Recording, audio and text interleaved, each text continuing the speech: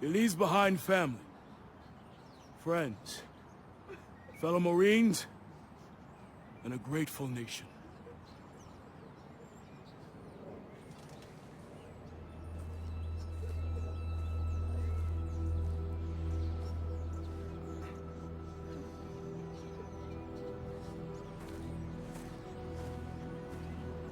I'm sorry, Mitchell. Will was one of our best. Look, we take care of our own. If you ever need any... Excuse me, Private Mitchell. I'm Jonathan Irons. I'm Will's father. Mr. Irons, I'm sorry for your loss, sir. I'm sure you are, Sergeant. Private Mitchell, you were Will's best friend. You both paid too high a price for your country. It was an unfortunate tragedy, sir. It was more than unfortunate, Sergeant. It was unnecessary. Son, I want to offer you a second chance. Mr. Irons, Mitchell's been discharged with his injuries. I'm aware of his injuries, Sergeant. At Atlas, we have prosthetics that are 20 years beyond anything the military could offer you. Will told me what kind of soldier you were. You deserve to fight for a military that's as effective as you are. Think about it. Don't let Will's death be in vain. Sergeant.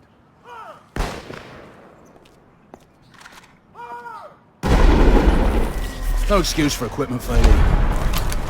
Best weapon you have is the one between your ears. Use it. Resetting simulation. Everyone return to your starting positions. It was his arm, sir. I knew it was too early. That arm's worth more to me than this entire facility. How's my boy doing?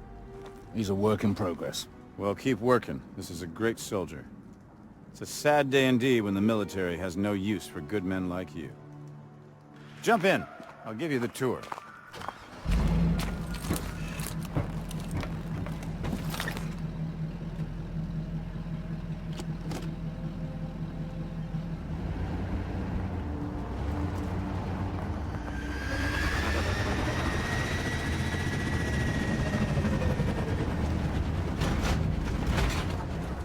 Joker, we're bringing Mitchell over to R&D. Get the sim prepped for another run. You got it, boss.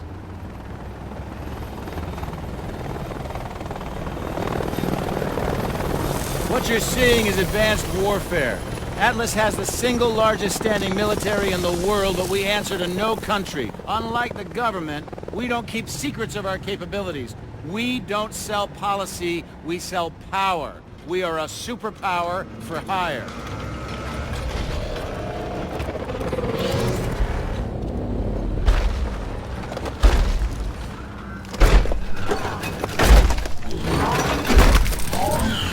Power isn't just about the ability to destroy. Atlas has built infrastructures in places like Korea, Sierra Leone, Nigeria. We do in a few years what it takes governments decades to accomplish. In fact, the truth is, we're often more effective than the governments that hire us. As my son found out the hard way.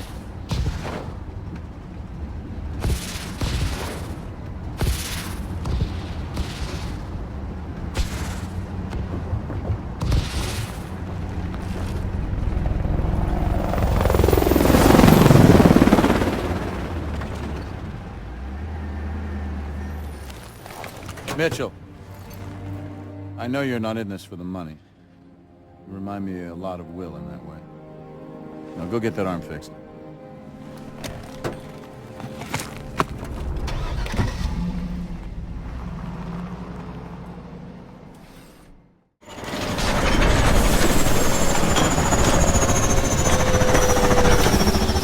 Looks like we have an operator on our hands. He's getting there, sir. He's ready for some real work. Good job, son. Welcome to Atlas.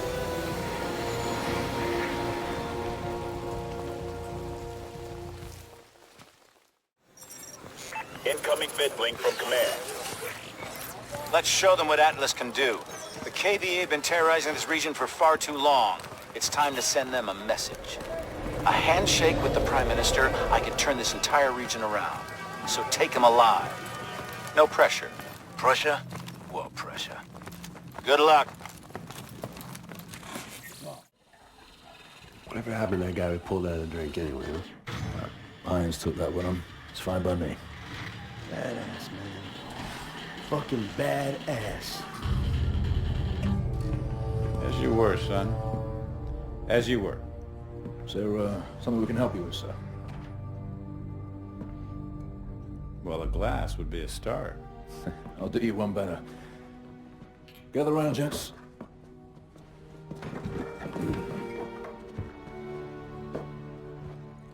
There's an old military saying. You treat your men like you would your own beloved sons, and they'll follow you into the deepest valley.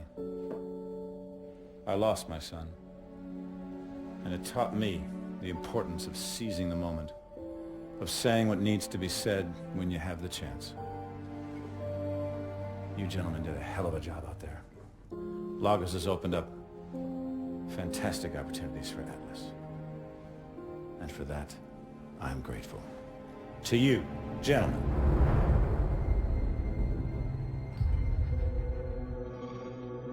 Democracy?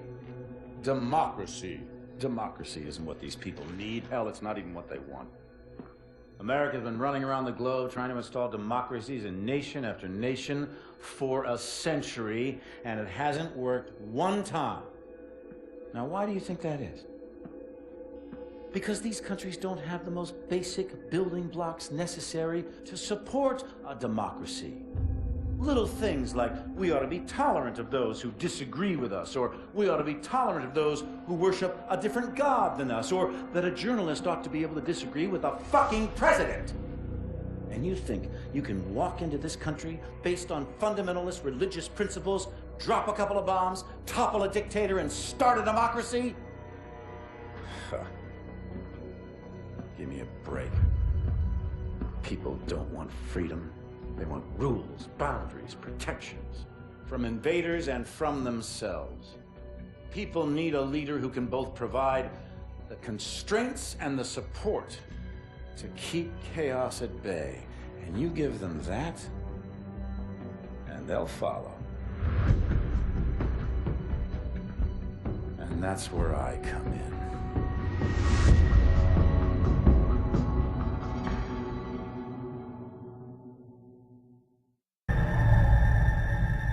There are some days we never forget. Moments burned into our memory until the day we die. Where were you the day everything changed? 4 years ago, one man tried to destroy our way of life. One man tried to throw the world into darkness. It felt like we could never find our way back. But we did. Together. When you were vulnerable, we gave you our strength. When you were sick, we delivered you the cure. When there was chaos, we brought you order. Stability, safety, a chance to start again. Who are we? We're the way forward.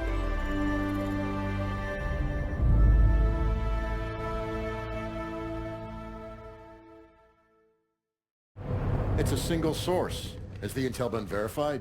The intel is good. Hades is meeting with his financial backers in Santorini 24 hours from now. Mr. Irons, the protocols for mounting an assault This man is responsible for 50,000 deaths, General. We are going in. An operation on foreign sovereign soil, it would be an act of war without congressional approval. Atlas is an internationally registered private company. We don't need Congress. Gentlemen, are we operational? We're at the ready, sir. You're the trigger. I want your team on the ground in 6 hours. On whose authority? On my authority!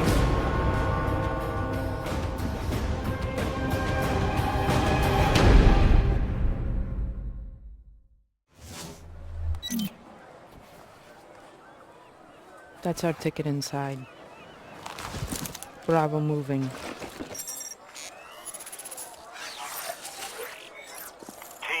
I don't need to remind you how important this mission is. Hades is responsible for the nuclear attacks 4 years ago. We bring him down, we bring down the whole KVA network. There's no room for error. Get it done. At last, time ran out for Joseph Chiketze, better known as Hades. leader of the KVA and mastermind behind the devastating attacks of 4 years ago. We recently spoke with Jonathan Irons, founder and CEO of Atlas International, the private military corporation responsible for hunting down and killing Hades.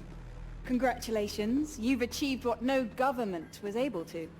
Thank you, Wendy, but the real heroes of the day are the men and women of Atlas. I couldn't be prouder of what they accomplished out there this week. There are rumors that the UN will offer you a seat on the Security Council. Can a life in politics be far behind? Well, I like to get things done, so no. But look at what we've done in New Baghdad. 40 years ago, we pulled out of Iraq with that place in ruins and our tail between our legs. And now, it's a testament to what happens when you put efficiency before bureaucracy. The last 4 years have been huge for you. In the wake of the KVA attacks, Atlas has become the world's biggest corporation. And you now preside over the world's largest standing military. So what's next for Jonathan Irons?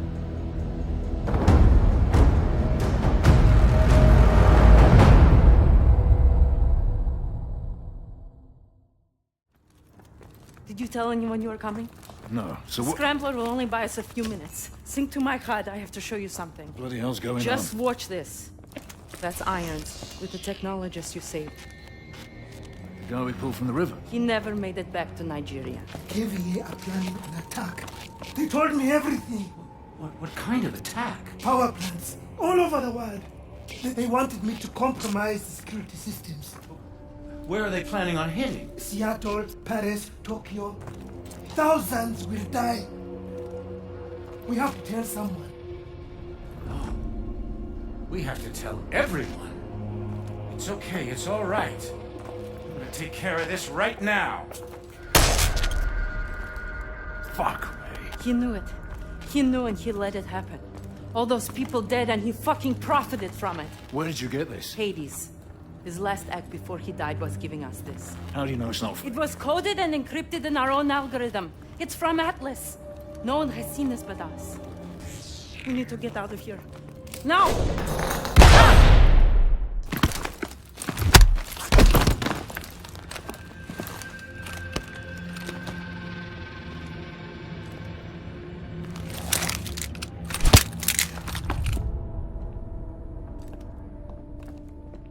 We saw it. We saw everything. You saw what? You knew about the attacks. All those innocent You saw people. a forged recording from a terrorist. You're insane! You're a monster! I'm disappointed in you. You could have had everything. Hold them here until the reporters leave. Gideon. Yes, sir. Gideon! You know what you saw.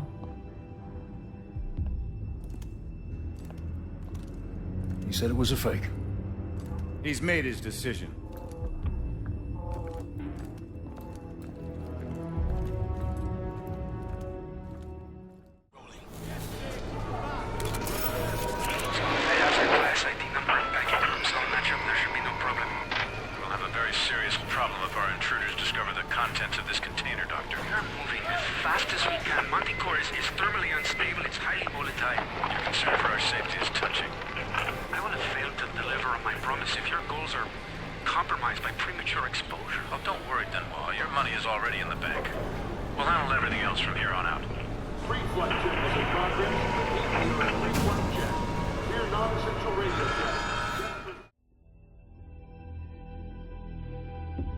Everybody thinks their ideas are right. That's why the people you call terrorists call themselves freedom fighters. The fundamentalists think they're right, the capitalists think they're right, the communists think they're right. And no one will ever convince anyone of anything. And all these honorable men lecturing the world from the floors of Congresses and parliaments whose time has long since passed refuse to admit, publicly at least, ideas don't determine who's right. Power determines who's right.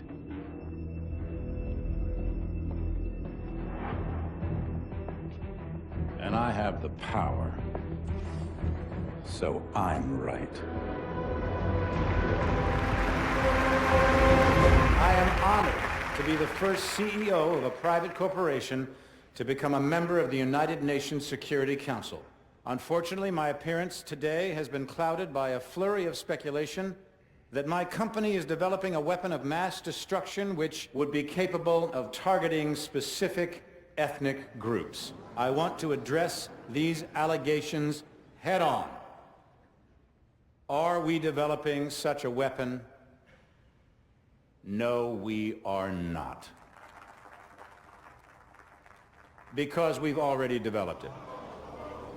But with all due respect, the United Nations is a relic from a different time when nations were unique in their ability to solve the world's problems. But that just isn't the case anymore. Primarily because you have outsourced the job to me. I have sent people to die in your wars. So I feel uniquely qualified to tell you, your wars don't work. Which is why my priorities have changed, from profits to policy. Because politicians don't know how to solve problems. But I do. So let's be clear. I am here to solve the world's problems.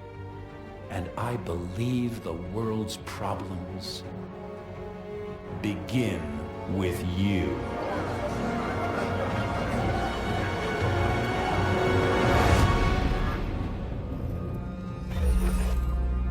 The world is asking one question. Why did I attack the United States? The United States has had the world in a constant state of war for over 100 years. Time and again, we have seen the catastrophic results of this belligerent, militaristic policy. These wars haven't led to resolution or peace. These wars have only led to more wars. The United States has set the agenda because they wielded the biggest stick. Well, no more. This is not the beginning of a war. This is the end of all wars. Citizens of New Baghdad, hold strong. Victory is within our grasp. Look around you, and you will see our enemies fall one by one. Each and every one of you can be agents of change. Yes, we will suffer losses. We will suffer setbacks. But make no mistake, we will win. The security that you desire, the security that you deserve, is within our grasp. But it can only be claimed if you are willing to fight for it. Fight for it.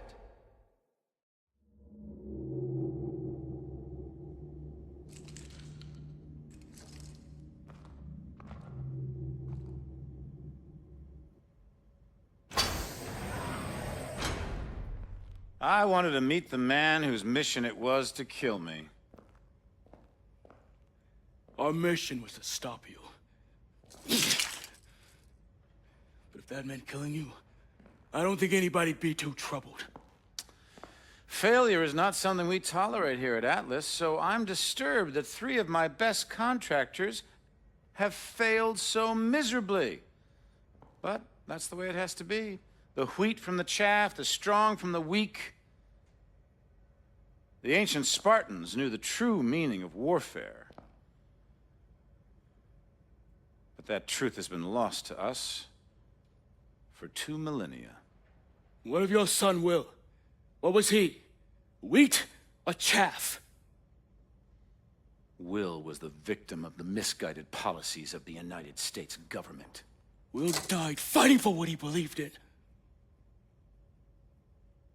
Of course, the tragedy is, dying for what you believe in doesn't make it true.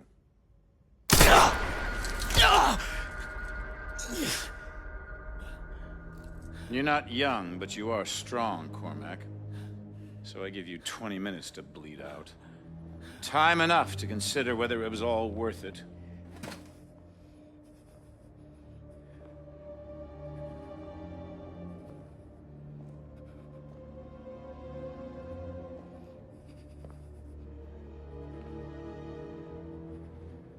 And you. The prodigal son returns.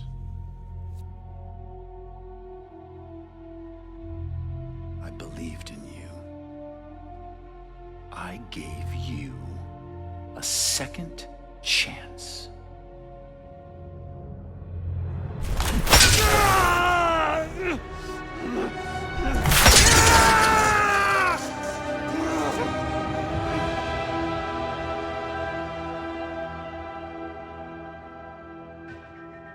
You're nothing like Will.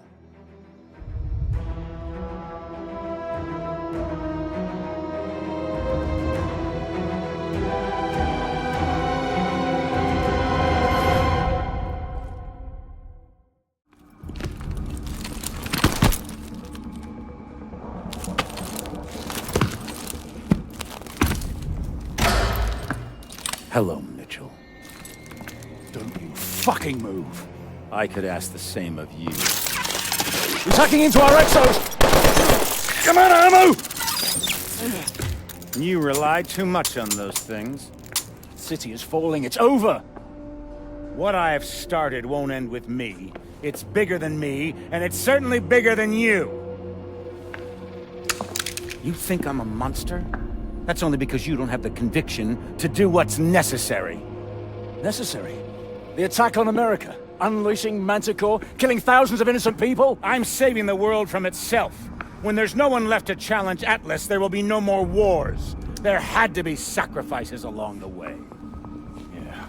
Twisted fucks throughout history have used the same argument. I don't know who stopped the launch. They'll bring this entire building down on top of you! I could have killed you in the prison camp. I could kill you now. But I won't. I'm not a monster.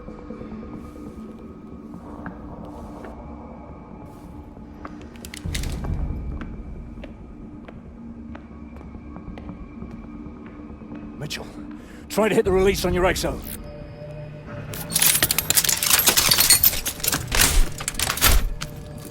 Now mine.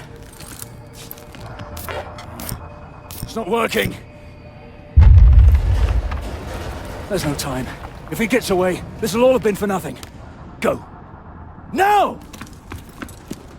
Don't let Irons get away! Hurry, Mitchell! Keep going!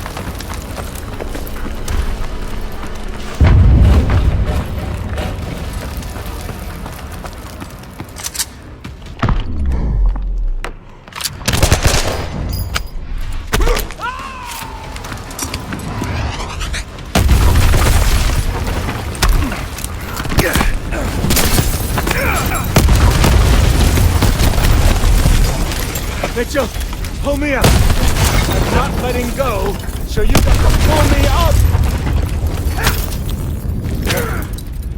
There's only two choices. You either pull me up, or this whole building goes down and we go down with it.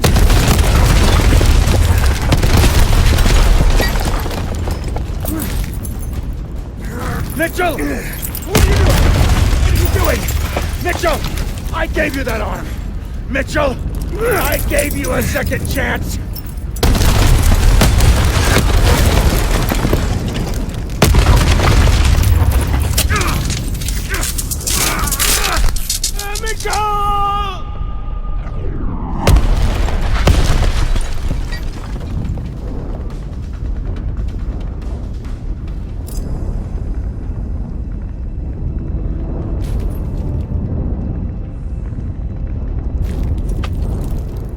I've got you, mate. I've got you.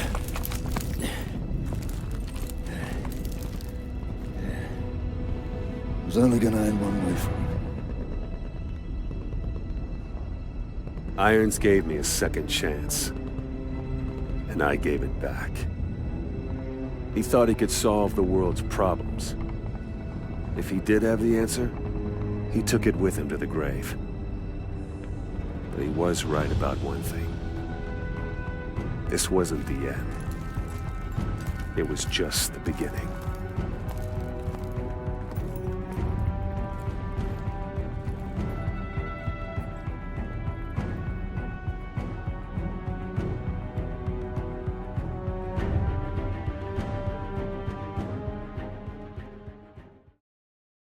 No father should have to lose his son. It goes against the natural order of things. Without our sons, we have no future. I've spent my life fighting stupidity and cowardice for a better world, where good people can prosper and thrive without fear. I know the cost. I see it every day, and I accept it. But I can't accept this. Will's tragedy can't be for nothing. I'll make sure of that. This is not where it ends. This is where it begins. I checked in on Mitchell today. Gideon's kicking his ass, but he'll get there. He's got a good head on his shoulders, and that same determination that Will had. I can see why they were close. The Marines, in their infinite wisdom, deemed him unfit for duty. Can't fight with one arm. Never tell a soldier what he can't do. If anyone deserves a second chance, it's guys like Mitchell. Give me an army of men like him, and there's nothing Atlas can't do. Lagos. If there were a better example of government ineptitude, I haven't seen it. The KVA walked in like they owned the place, like it was their right to take whatever they wanted. Helpless, the officials come to me. They came shocked that a few well-armed men can bring a nation so great, so powerful, to its knees. What sort of men are they? They ask. I tell them they are simply men who are willing to do whatever it takes to achieve their goals, without emotion, without bias. And once you understand this most basic of facts, you have everything you need. Above-ground nuclear power facilities have been a tactical hazard since their inception. In 2048, Atlas submitted a lengthy report to the Defense Department on the security risks. I guess they didn't like the findings, because they buried the report. I think they gave us the security contract just to shut us up. But that's not why I accepted the job. I took the contract because Atlas would give the taxpayer the best return on their buck. We spent millions on concrete reinforcements. We build anti-aircraft defenses, but our greatest achievement? Eliminating human error. You can build your defenses as strong as you like, but the human race is the weakest link in any system. When an attack does come, and I have no doubt it will, then mark my words, it will be because someone has left the door unlocked. You can't protect what you can't control. Leaders lead.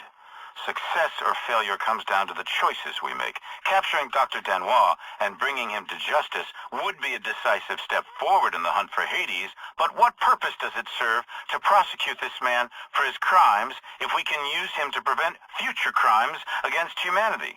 Hundreds, maybe thousands, have been killed by this man's experiments, but what if the results could one day benefit humanity and save lives? Is it wrong to put that knowledge to use, regardless of how it was obtained? It's only right that we respect the dead. What better way to honor them than give meaning to their demise? Scientific data exists outside any moral framework. It's a resource that can be exploited for good or bad. The choice is ours. But to choose to do nothing with it is no choice at all. It is to accept that innocent people died for nothing. A mission of this scale is a serious endeavor in the best of circumstances. Operating in the middle of a busy tourist destination is, without doubt, extremely risky. But the risk is the key to our success. Hades has gambled on our humanity. No government can survive the public outcry if hundreds of innocent tourists are killed in a botched mission. Hades knows this. But we're not the government, and our power does not come from popular mandate. The government could have stopped us, the United Nations could have stopped us, but they didn't. Why? Because they think I've stepped into my own trap. They've seen what Atlas can do, and they know how powerful Atlas has become. They're afraid, more afraid of me than they are of Hades. And with the KVA on the run, who is left to disrupt their status quo? They look at us, and instead of seeing our success, they see a threat. Someone too powerful to control, too powerful to stop. And so they've gambled on our failure and their right to be afraid. Failure is not an option for us. As long as we deliver Hades' head on a stick, no one will want to stop us. They'll want to follow us. If you want to sell people on your vision, show them. They call this part of the world the cradle of civilization. For 10,000 years, it was the center of trade and culture, home to kings, caliphates, despots, and dictators. The first images of war I ever saw came from this place. 2 wars in 2 decades with nothing much to show for it. I saw how wars quickly became quagmires, if not prosecuted effectively. If ever there was somewhere that represented the utter failure of governance, Baghdad was it. While our leaders left this place to its fate, I took this as an opportunity to seize our destiny. 50 years of rot, and we rebuild it in 5. Now, New Baghdad is more than just a thriving city. It's a symbol of what's to come. On days like these, it's hard to remember what progress looks like. Billions of dollars, years of research. The human body is not a machine that we can simply rebuild. Tissue damage takes time to heal. Cells take time to grow. We are mortal creatures, and time is never our friend. We've successfully accelerated the growth process, but the cells are unable to sustain themselves after a certain period. Nevertheless, Danois continues to be a valuable asset. Without Danois, Manticore would have died at the developmental stage. Disloyalty? There is no greater crime. There is no punishment harsh enough. They must have recruited Mitchell. I saw something in him, something you rarely see in a man. A leader. Something of myself, maybe.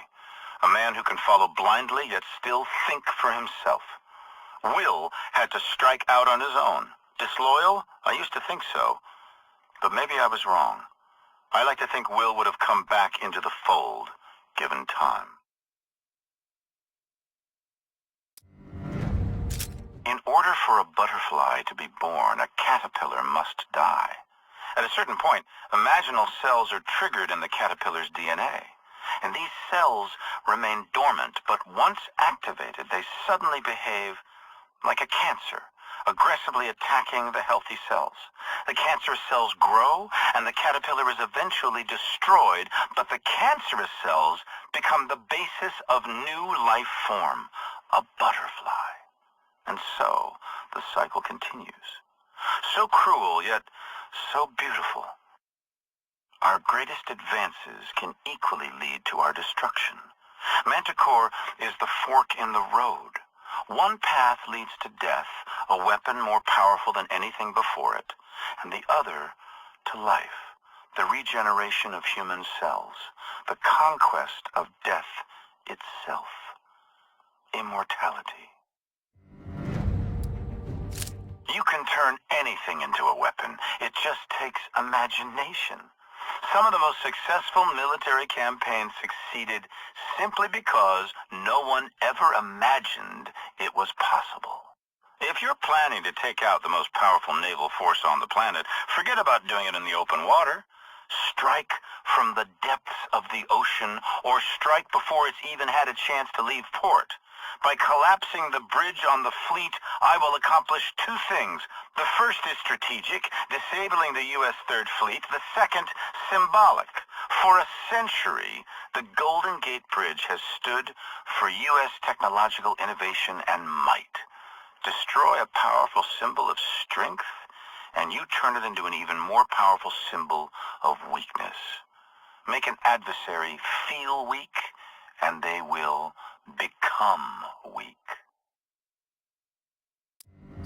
A cowardly act of terrorism? Who the hell are they kidding? I went up against the largest naval fleet to ever sail the oceans with a small company of highly skilled and highly motivated special operatives, and won! They can spin it 1,000 different ways, but the images speak for themselves. Cowardly? No. I stand by my actions. Terrorism? Most certainly. If your actions do not inspire fear and terror in the hearts of your adversary, then you have no business waging war. The attack came as I predicted it would. In forcing them to react, they reacted foolishly because they are powerless to respond in any other way. An affront to their power is an affront to their very existence, but their show of strength, might, and resolve will merely expose their complete impotence. Power? They have no real power. They have propaganda. They have resources. They have committees and budgets, votes and vetoes, propositions and tabled amendments, all useless. Tomorrow, if we wake up at all, we will wake up to a new dawn, and that's when the real work begins.